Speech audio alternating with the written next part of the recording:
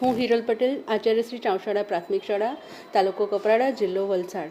તાજેતરમાં વીર નર્મદ ગુજરાત યુનિવર્સિટી ખાતે યોજાયેલ ચિલ્ડ્રન યુનિવર્સિટી ગાંધીનગર આયોજિત એથ્લેટિક્સ મીટમાં મારી શાળાના કુલ 12 વિદ્યાર્થીઓએ ભાગ લીધો હતો.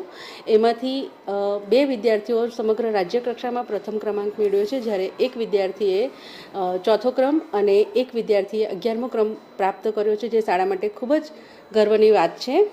આ જીત એક સ્પર્ધાની નથી, પરંતુ એક જીત એની છે કે નાની ઉંમરે પણ સપના તમે જોઈ શકો છો અને વિષમ પરિસ્થિતિમાં પણ આ બાળકો અમારું ટેલેન્ટ બતાવી શકે છે કે અપૂરતી સુવિધાઓના કારણે તમે આગળ ના જઈ શકો એ વસ્તુ મારા બાળકોએ ખોટી સાબિત કરી છે.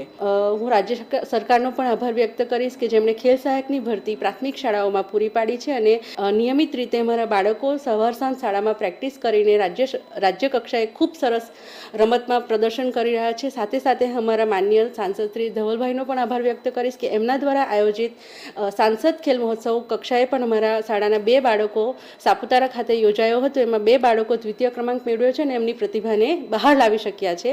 આ સાથે રાજ્યકક્ષાના ખેલ મહાકુંભમાં પણ અમારા 3 બાળકો આ વર્ષે ભાગ લઈ રહ્યા છે, જે શાળા માટે ખૂબ જ ગૌરવની વાત છે. ચાંવશાળા વલસાડ જિલ્લાનું એકદમ છેવાડાનું ગામ છે, અંતરિયાળ વિસ્તાર છે એકદમ, અને પહાડોથી ઘેરાયેલું ગામ છે, જેમાં 90%થી વધારે આદિમ જૂથના બાળકો આ શાળામાં અભ્યાસ કરી રહ્યા છે. શાળામાં નિયમિત રીતે આખા દિવસમાં સવારે અડધો કલાક અને સાંજે અડધો કલાક બાળકો પ્રેક્ટિસ કરે છે. આ સાથે સાથે એમને જે પૂરતો પોષણયુક્ત આહાર આપવાનો હોય એનું પણ શાળા તરફથી પૂરતું ધ્યાન આપવામાં આવે છે. એમના માટે એમનો સમય નક્કી કરેલો છે. નિયમિત એ લોકો દૂધ પી અને સરકારશ્રી તરફથી આપવામાં આવતો અલ્પાહાર એનો નિયમિત પ્રમાણે એ લોકો પૂરતો ખોરાક લે અને નિયમિત પ્રેક્ટિસ કરે. રજાના દિવસોમાં પણ બાળકો એમના ઘરે વાલી સાથે પ્રેક્ટિસ કરે છે, એ અમે પૂરતું ધ્યાન રાખીએ છીએ.